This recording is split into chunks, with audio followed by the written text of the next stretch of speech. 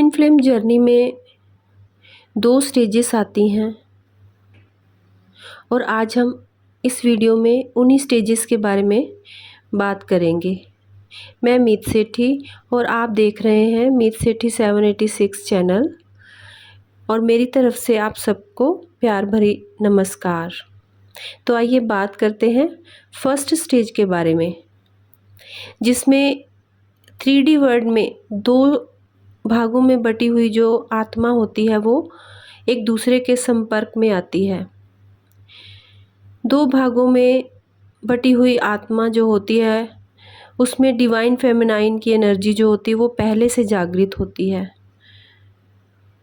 और वो जैसे ही अपने डिवाइन मस्कुलाइन को अपने सामने देखती है तो तुरंत उसको पहचान लेती है कि यही मेरा आधा हिस्सा है जिसे मैं जन्मों से ढूंढ रही हूँ। उसको ये फील होता है कि अगर मैं इससे मिली तो मैं पूर्ण हो जाऊंगी। यही मेरा बिछड़ा हुआ आधा भाग है जिसके कारण मैं अपने आप को पूर्ण महसूस नहीं कर पाती। और ज़्यादातर जो स्त्री रूपी आत्मा का हिस्सा होता है वही अवेकन होता है और जब वो अपनी डिवाइन मस्कुलाइन को अपने सामने पाता है तो वो फीलिंग की उसके अंदर बाढ़ आ जाती है। इमोशन से वो भर जाती हैं और उस इंसान के लिए वो पागलों की हद तक प्यार करती है, उसे महसूस करती है और उसे मिलने के लिए वो ना जाने किस किस हद को पार करने के लिए तैयार रहती है।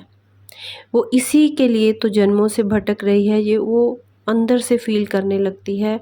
उसे किसी मर्यादा, कानून, बंदिश किसी का ख्याल नहीं रहता और जब दोनों एक दूसरे के सामने आते हैं तो वो अपने आप को पूर्ण महसूस करने लगते हैं। उन्हें एक दूसरे के आसपास रहना, एक दूसरे के आमने सामने रहना बहुत पसंद होता है। वो समझ ही नहीं पाते कि ये क्या अट्रैक्शन है, ये क्या फीलिंग है और ये उनके साथ क्यों हो रहा है, कैसे हो रहा है। बस वो इमोशन से भरे और एक दूसरे के प्यार में डूब जाते हैं। ये फीलिंग वो होती है जो अपनी लाइफ में वो पहली बार फील करते हैं। ऐसा भी होता है कि शायद उन्होंने पहले किसी और से प्यार किया हो लेकिन वो प्यार में वो आनंद, वो खुशी, वो पीस उन्होंने महसूस नहीं की होती जो वो अपनी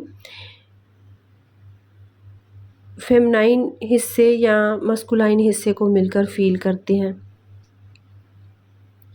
और पहली स्टेज मतलब 3D वर्ल्ड और इस फेस को बबल फेस के नाम से भी जाना जाता है, जो कि इमोशन से भरा होता है। इसमें सारे इमोशंस उमड़ उमड़ कर बाहर आते हैं।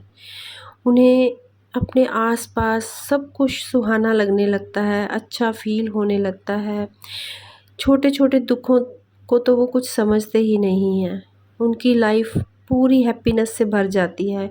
वो एक दूसरे के साथ वो सारा जो बीता हुआ वक्त है जिसमें उन्होंने उस अपने आधे हिस्से को बहुत मिस किया है, वो एक दूसरे से डिस्कस करते हैं, एक दूसरे से बांटते हैं अपनी फीलिंग्स को। जो लाइफ में उन्होंने एक दूसरे के लिए अधूरापन फील किया है वो एक दूसरे को बताते हैं। बहुत सा लंबा टाइम वो एक दूसरे से बातें करने में बिताते हैं। एक दूसरे से बात करना भी उन्हें बहुत पसंद होता है। जो अगर किसी की भी आप में से ट्विन फ्लेम की जर्नी चल रही है तो दोस्तों आप देखेंगे कि यदि आप का वो हिस्सा होगा तो आपको उससे बात करना, उसकी आवाज़ सुनने के लिए आप तरस जाएंगे। इस हद तक आपको उसकी बात से प्यार हो जाता है, उसकी आवाज़ से प्यार हो जाता है। अपनी एनर्जी को वो एक दूसरे के साथ एक्सचेंज करने लगते हैं। आँखों ही आँखों में वो एक दूसरे से प्यार बांटते हैं। ये जो फेस होता है बहुत खूबसूरत फेस होता है और ये बहुत थोड़े टाइम के लिए होता है, इसीलिए इसे बबल फेस कहते हैं। और फिर अचानक से एक दिन, उन्होंने सोचा भी नहीं होता लेकिन अचानक से एक दिन ये फेस ख़त्म हो जाता है और उनकी लाइफ में सेकंड स्टेज शुरू होती है जो तूफ़ान लेकर आती है उनकी लाइफ में, जिसमें उन्हें एक दूसरे से अलग होना पड़ता है। यूनिवर्स जिसने उन्हें मिलाया वो फिर से उन्हें जुदा कर देता है और इसमें उन्हें एक दूसरे की सेपरेशन को झेलना पड़ता है, एक दूसरे से दूर रहना पड़ता है। और इस सेपरेशन स्टेज में आत्मा के दोनों हिस्से इतने दुख में डूब जाते हैं, इतने दर्द में कि बयान करना आसान नहीं और ये बताना बहुत मुश्किल काम है कि वो सेपरेशन जो स्टेज होती है वो किस तरह से अपना असर उन दोनों पर डालती है, उन पर क्या बीत रही होती है वो किसी से बता ही नहीं पाते। वो किसी को इसका एहसास ही नहीं करवा सकते कि उनके अंदर कितना दर्द भर जाता है। जो डिवाइन मस्कुलाइन होती है वो जागृत नहीं होती और इसीलिए जो पुरुष का हिस्सा होता है वो अक्सर अपनी डिवाइन फेमिनाइन को बेवफा या ऐसा ही कुछ नाम देकर उससे दूर हो जाता है। गलत फहमियाँ उनमें आ जाती हैं। जो एक दूसरे की लाइफ में खुशबू के झोंके की तरह से आए थे वो एकदम से एक दूसरे से जुदा हो जाते हैं।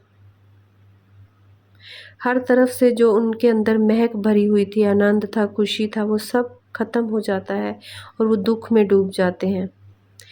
एकदम से वो एक दूसरे की लाइफ में आकर एकदम से एक दूसरे की लाइफ से गायब हो जाते हैं। डिवाइन फेमिनाइन अक्सर पहले अवेकन होती है और जब उसे समझ आने लगता है कि ये क्या हो रहा है, वो डिवाइन मस्कुलाइन को समझाने की भी कोशिश करती है कि हम एक दूसरे के बिना नहीं रह सकते। ये जो भी है वो गलत फहमियाँ हैं, हम एक दूसरे का हिस्सा हैं। लेकिन डिवाइन मस्कुलाइन जो जागृत नहीं है, जिसके अंदर अभी अवेकनिंग नहीं हुई है, वो इस पीरियड को समझ नहीं पाता और यूनिवर्स उनको जुदा भी इसीलिए करता है ताकि वो एक दूसरे के अंदर की शक्तियों को जगा सकें, एक दूसरे को अवेकन कर सकें। ये ख़ास मकसद होता है यूनिवर्स का उन्हें अलग करने के लिए। और डिवाइन फेमिनाइन कभी भी अपनी आत्मा के दूसरे हिस्से से अलग होना ही नहीं चाहती और वो इतना दुखी होती है, वो बिरहा की अग्नि में इतनी बुरी तरह से जल कर टूटने लगती है कि वो डिवाइन मस्कुलाइन से अलग रहने के लिए तड़पती है। उसकी हालत बहुत बुरी हो जाती है और जुदाई का दर्द उसे सहन नहीं होता और यूनिवर्स को उनको अलग कर देना वो समझ नहीं पाती। वो दोनों ही अपने अंदर चेंज लाना शुरू करते हैं, अपनी ऊर्जा के स्तर को उठाना शुरू करते हैं, अपने इमोशंस पर काबू पाना शुरू करते हैं और फिर सेपरेशन पीरियड में जब दोनों बुरी तरह से टूटे होते हैं फिर धीरे धीरे खुद पर वो वर्क करना शुरू करते हैं, खुद को ईश्वर के चरणों में समर्पित कर देते हैं, आध्यात्मिक रास्ते को चुन लेते हैं और अपनी ग्रोथ करने लगते हैं। ध्यान, साधना, मेडिटेशन, अपने चक्रा को बैलेंस करना, आराधना करना, जाप करना या तपस्या करना, ये सभी चीज़ें जो यूनिवर्स भी चाहता है कि वो करें और दोनों अपने आप को पहचानें और ये जो आध्यात्मिक रास्ता है धीरे धीरे खुद को पहचानने के लिए उनकी मदद करता है। और फिर जो डिवाइन फेमिनाइन है वो शुरू करती है अपने स्वरूप को पहचानना, वो अपनी इनर ग्रोथ करती है, सेल्फ लव करती है, अपनी जागरूकता से पॉजिटिव एनर्जी को अपने आसपास फैलाती है, वननेस को फील करती है और फिर वाइब्रेशन के थ्रू, अपने ऑरा के थ्रू अपनी डिवाइन मस्कुलाइन को वो सब पॉजिटिविटी भेजती है। जो भी उनके बीच में गलत फहमियाँ हुई हैं वो धीरे धीरे ख़त्म होना शुरू होती हैं।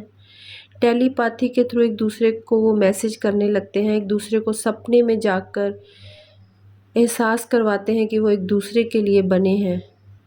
और जब पूरी तरह से वो सोने की तरह तप कर निखर कर बाहर निकलते हैं तो फिर से यूनिवर्स उन दोनों को मिला देता है। और ये बातों में बहुत थोड़ा लगता है जो मैं बता रही हूँ, लेकिन ये सेपरेशन का पीरियड उनकी लाइफ का सबसे बुरा वक्त होता है। अपने ही शरीर के हिस्से को अलग कर देना और फिर उसके बिना रहना आसान नहीं होता, लेकिन अपनी ग्रोथ करके वो एक दूसरे को दोबारा से पाते हैं। तो दोस्तों, कल की वीडियो में हम बात करेंगे कि जो यूनिवर्स होता है वो इन दोनों हिस्सों को किस तरह से मिलाता है, फिर कभी जुदा ना करने के लिए। तो बने रहिए इस चैनल के साथ, और यदि ये वीडियो अच्छी लगे तो इसे लाइक, सब्सक्राइब और शेयर करें, और अपने विचारों को कमेंट बॉक्स में साझा करें। मिलती हूँ आपको जल्दी ही। धन्यवाद।